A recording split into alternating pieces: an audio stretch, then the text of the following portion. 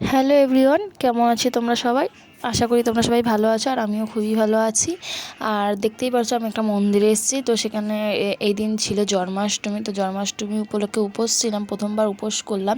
তো তার জন্য গিয়েছিলাম মন্দিরে। আর আগে ভিডিওটা করা হয়নি কারণ উপোস ছিলাম, বুঝতেই পারছো। তার মধ্যে রেডি হওয়ার একটা ব্যাপার ছিল, সব কিছু জোগাড় করার ব্যাপার ছিল, তার জন্য ওখানে গিয়েই করলাম।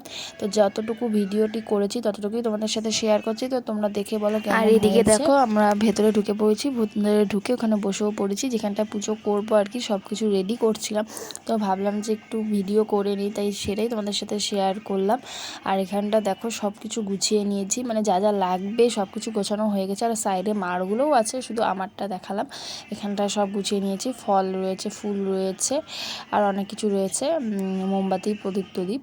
তো তোমরা দেখতে থাকো ভিডিওটা।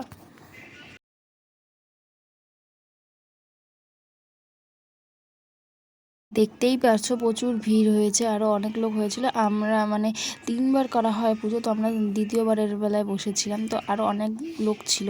তো দেখো এখানে পুজো করা প্রায় শুরু হয়ে গেছে। আর আমি কিছুই জানি না, প্রথমবার করছি, তো সবারটা দেখে দেখে মা যেটা বলছে, ঠাম্মা যেটা বলছে সেগুলো দেখে দেখে করছিলাম। তো ভিডিওটা কেমন লাগলো তোমরা অবশ্যই বলো। আর তার মধ্যে আমি শাড়ি পরেছি, শাড়ি পরে আমাকে কেমন লাগছে অবশ্যই কমেন্টে বলবে। তো আমার ভিডিওটা এতটুকুই।